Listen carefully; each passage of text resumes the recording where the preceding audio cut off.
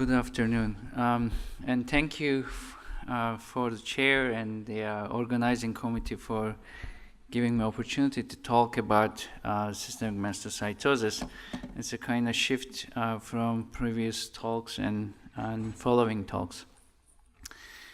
So I have some disclosure. I am in the Novartis speaker list and blueprint consultant, and I will use some off-label use of the dasatinib cladribine at this talk. So I think we really know very limited in mast cells, and I don't think that we certainly know about its functions in the immune system. But so far, as other hematologic blood cells, they are made in the bone marrow and circulate into tissues as non-granular monocytic cells in the blood. With the KIT ligand and KIT receptor interaction, which is very important for the mast cells development and growth, they start accumulating granules, which is very wide range from histamine to heparin. And with the stimulations, they can also make leukotrienes and prostaglandin, very wide spectrum of cytokines and proteins. So what is mastocytosis? Mastocytosis is characterized by abnormal growth and accumulation of mast cells can be either skin, which is called cutaneous mastocytosis if there is no other organ is involved, or any other internal organs, or both. If the second one or the third one is true, we call it systemic mastocytosis. And almost always systemic mastocytosis is diagnosed with the bone marrow biopsies, because we hematologists, oncologists go for the bone marrow, which is safest. But doesn't mean that if a patient has mast cells aggregates in the liver, we will not call it systemic mastocytosis. It will be systemic mastocytosis as well. These cells are different than mast cell hyperplasia. These are monoclonal neoplastic cells. And systemic mastocytosis symptoms and signs can result from two things. One is degranulations, releasing of the granules, and most likely hypersensitivity, diarrhea, nausea kind of medication symptoms, or these mast cells grow, accumulate in organs and cause dysfunctions.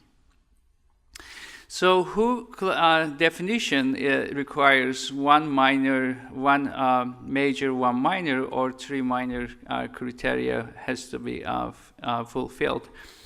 Major criteria is the mast cells aggregates, and the minor criteria are the KIT mutation, generally is D816V mutation in the KIT receptor.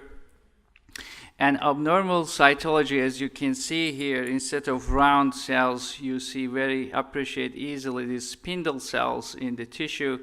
And these cells also phenotypically shows that aberrant CD2 and CD25 positivity. This patient, the other criterion is the elevated serum tryptase more than 20. So there were minor changes, updates made by WHO 2016. As you see here, this is the cutaneous mastocytosis, the most common one in adults, urticaria pigmentosa. But I will talk about the bold ones, SM, systemic mastocytosis with associated hematological neoplasm, AHN. This is much easier to pronounce than the prior one. The aggressive SM, ASM, and mast cell leukemia. Mast cell sarcoma is very, very rare. So this is one of my patients. As you notice easily that osteosclerosis, we were very hard time to do bone marrow biopsies in this patient because it was really like fibrotic bone marrow. It was very tough to do the biopsy with a needle. And you can appreciate that osteosclerosis growing the cortex all the way inside the marrow. You can see in the bone marrow space how narrow it was in this patient. Urticaria pigmentosa in his skin, and the liver enzymes were perfectly normal, the normal albumin, normal LFTs, but I did the liver biopsy, and the liver biopsy showed that he did have spindle cell mast cells infiltration along with fibrosis. So what are the types of systemic mastocytosis? This is important. When we do the bone marrow biopsy in aspirate, if the mast cells constitutes the 20% or greater of the hematopoietic cells in the marrow, is called mast cell leukemia. If it is less than 20%, then we look for B findings or C findings. So let me explain, if you are not familiar with this terminology. B finding is mast cells are in the organ and most likely causing organomegaly, like hepatomegaly, because of mast cell infiltration, but normal liver function test. If the patient has abnormal liver function test, low albumin, then it is C findings. So if you look at this in the bone marrow is infiltrated with mast cells but normal counts. That's one thing. If the patient has cytopenia, then it is C finding. The same thing with the GI tract. GI tract is involved, but the patient has no evidence for malabsorption or ascites, then it is B finding. If the patient has ascites or weight loss, then it is C finding. If the patient has C finding, then it's called aggressive systemic mastocytosis. If not, it is indolent systemic mastocytosis or smoldering systemic mastocytosis. All of these can be associated with hematologic neoplasm, and therefore it is SSM-AHN, ASM-AHN, or MCL-AHN. So why subtype typing is very important, I think the most critical thing in SM, because this is a Mayo study, a large study, long follow-up, shows the blue curve, these patients, healthy patients, expected survival. And if you look at the red ones, the patients with systemic mastocytosis and having this expected life expectancy exactly with the age-matched group, healthy group. But if you look at the yellow curve and green curve, these are the patients with SM-AHN and AHN. Their median overall survival around 3 years. So they die because of disease, advanced systemic mastocytosis. And maybe you are having hard time to see, even there is one more curve, the purple curve, and most patients die within a year, therefore even hard to see in this figure. This observation is also confirmed by European group ECNM, and they look at 1,000 patients, they have a registry, and in the indolent form of systemic mastocytosis or cutaneous mastocytosis did have expected normal life expectancy almost. But if you look at the SM-AHN, median overall survival was 2.8 years, aggressive systemic mastocytosis 4 years, and MCL, again, less than 1 year, terrible leukemia. Within years, we have been doing a lot of discoveries and progress in pathways and in these neoplastic mast cells. But for example, after KIT D816V mutation occurs, it activates the PI3 kinase pathway and AKT. This might give an advantage of less apoptosis in neoplastic mast cells, or RAS MAP kinase pathway can be activated, and this neoplastic cells proliferate more. And epigenetic factors seems to be getting more important. Just recently published from Europe shows us that the epigenetic markers, the trimethylation and hypomethylation, is significantly prominent in patients with advanced, with the indolent ones, but the advanced systemic mastocytosis patient had less hypermethylation. Therefore, when they look at in vitro in human mast cell lines, azacitidine as a hypomethylating agent cause apoptosis in the cells.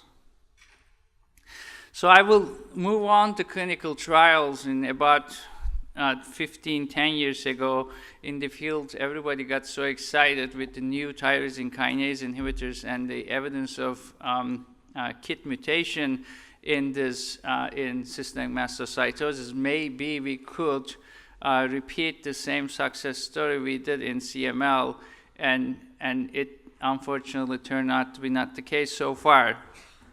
But newer tyrosine kinase inhibitors, I will talk, may be more promising. So this earlier studies done in, this is a phase 2 study done in MD Anderson. At MD Anderson, 33 patients with systemic mastocytosis were enrolled, and half of them had indolent and half of them had advanced systemic mastocytosis. Overall response rate around 33%, and it is disappointing actually, and only 2 patients achieved complete remission, and both patients had SM-AHN. One had the primary myelofibrosis, the other one had SM hypereosinophilic syndrome, and both of them had no evidence of KIT mutation. And most responses were symptomatic responses rather than objective responses. The other drug has been used in systemic mastocytosis is cladribine. Cladribine first study came in early 2000s from Netherlands, showed that maybe it has an activity in 10 patients, and then really has been used quite often in systemic mastocytosis. And this study, long-term effect from French group, they showed and published in Blood in about 70 patients, and 36, again, 50, almost half of them had indolent systemic mastocytosis, and half of them had advanced systemic mastocytosis. The dose is standard dose we use for some of our chronic leukemias, and median 3.7 cycles of the courses were given in this patient group. The most frequent grade 3 for toxicity is expected hematologically, lymphopenia, neutropenia, or neutropenic fever. They did not notice a significant increase in secondary malignancies. So how about the responses? So if you look at this empty bar, which is mast cell leukemia, which means that no response whatsoever in this patient group, so it wasn't effective whatsoever in mast cell leukemia. If you look at the bars shown in mosaic, like here, it is a good major response, and it happened in indolent or smoldering mastocytosis patients. In patients with advanced group, the response was around 50%, but if you notice here, no complete remission. No patient achieved a complete remission with cladribine. Major responses was around 47%, and 25% had partial response. Here is the overall survival and progression-free survival curves. And if you look at here, overall survival was, as expected, very good in ISM, SSM patients. In patients with SM-AHN or ASM, the median survival was around 6 years to 4 years, respectively. So it is a drug that we have been using with some efficacy, but not really very, in quote-unquote, game changer, cladribine in this regard, and it's not really FDA approved. FDA approved 2 drugs so far. One is patients with advanced mastocytosis with no KIT mutation, which is imatinib. The other one is, now I'm going to talk, midostaurin. And the questionnaire that it came, everybody answered 30, 30, 30, and 10, or something like this. I'm like, what are hard questions they ask? I hope we will answer the right way.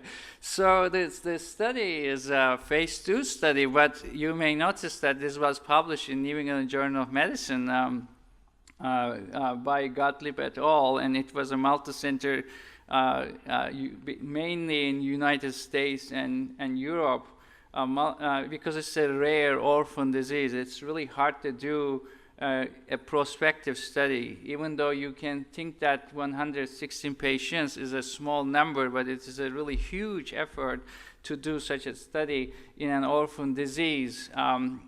So 89 out of these 116 patients had C findings, again, organ involvement with and organ damage. Why they wanted to have C findings? To objectively observe patients to respond to midostaurin. And most patients had SM-AHN. This AHN can be MDS, can be AML, CMML, MPN, any AHN, but mostly MPNs or myeloid neoplasms.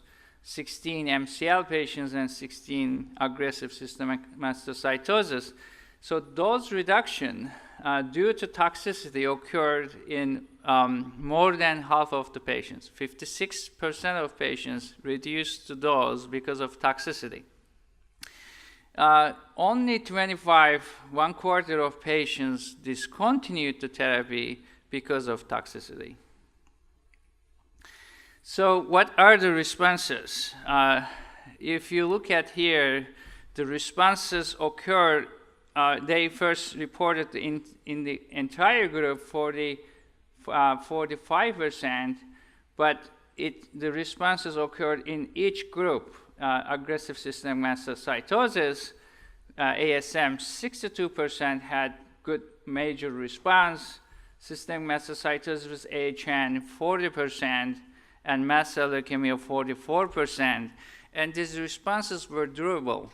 At the time of report, which was last year, mast cell leukemia and ASM patients did not have the median, did not reach the median or response duration. They had more than 50% of them had still response. Patients also had overall 15% partial response.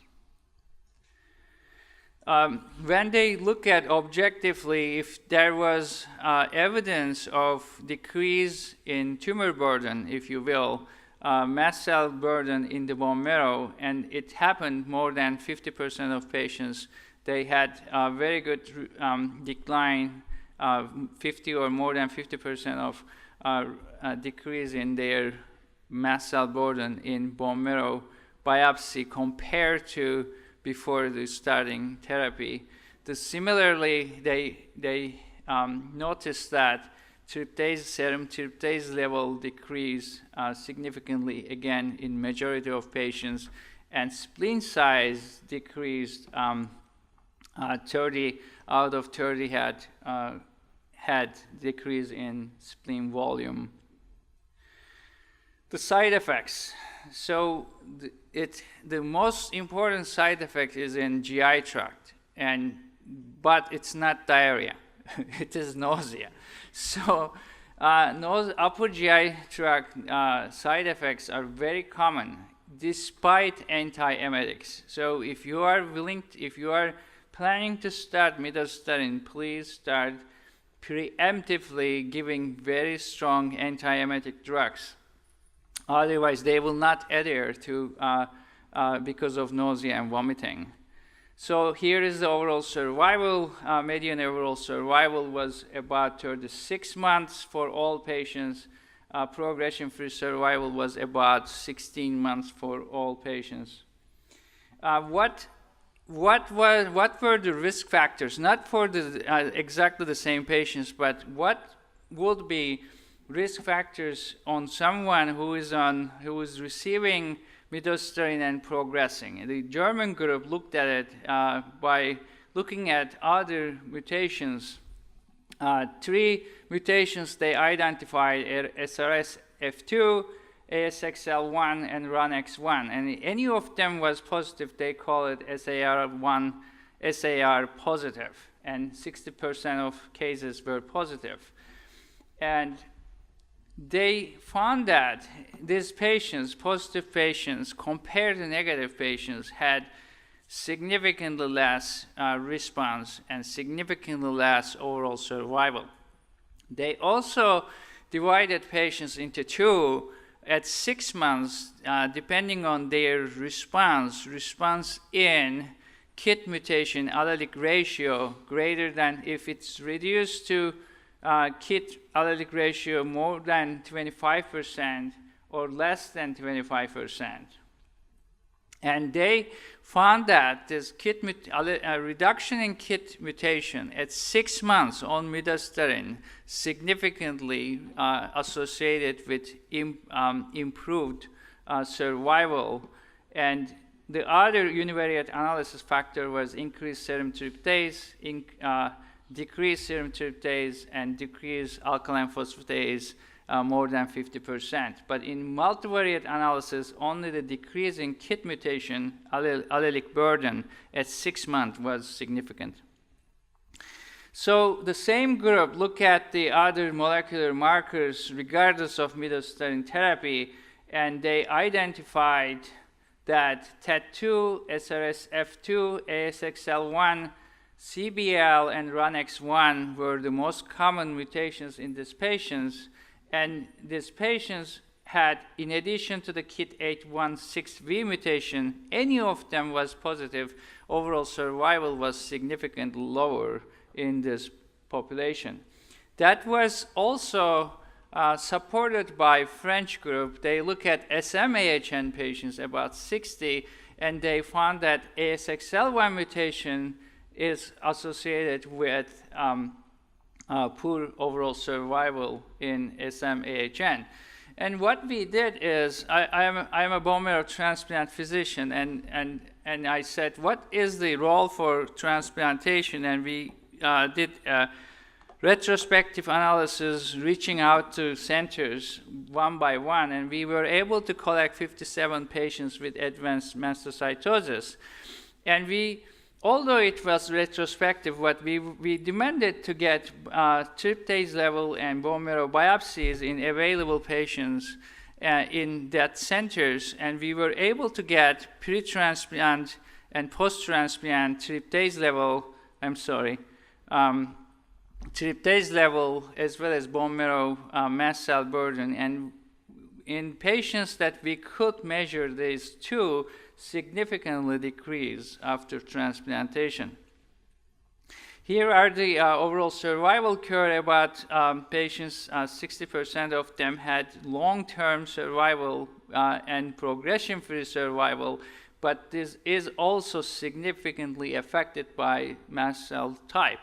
The best one was SM-AHN, and most patients underwent transplant because of associated hematologic neoplasm, no surprise there. And they had 70% or so long-term disease-free survival, which is quite impressive. ASM patients had 40%, and mast cell patients had the lowest survival, about 17%.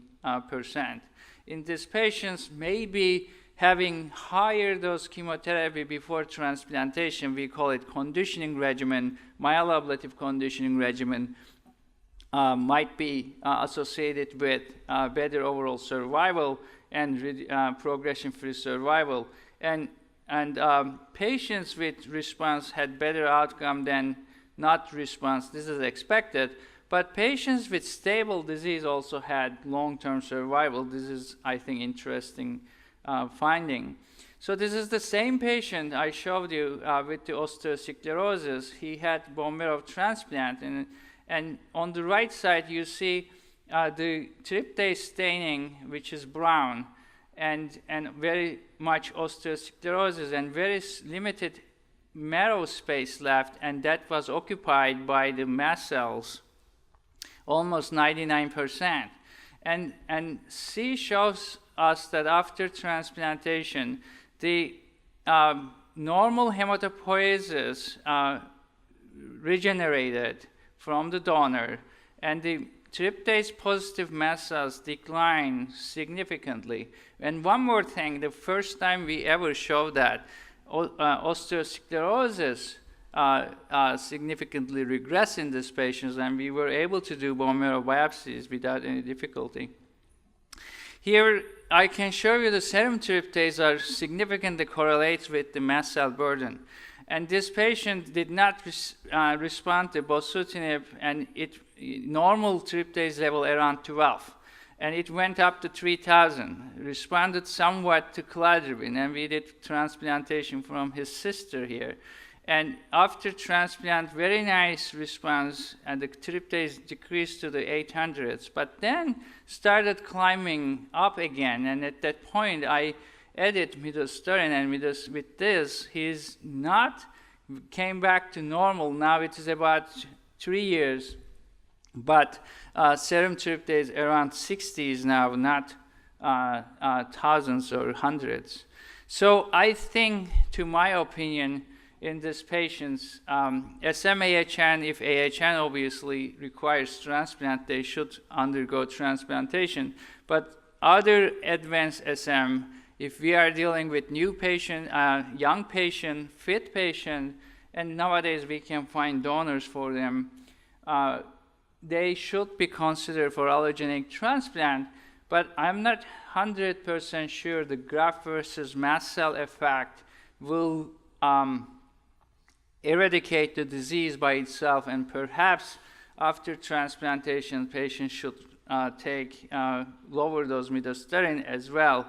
This is designed for study, but it's almost impossible to do prospective study in an orphan disease. There are two other compounds, tyrosine kinase inhibitors, and they are in phase 1 phase, but they are showing some promising activities as well. And with that, I would like to thank you, and if you have questions, happy to answer.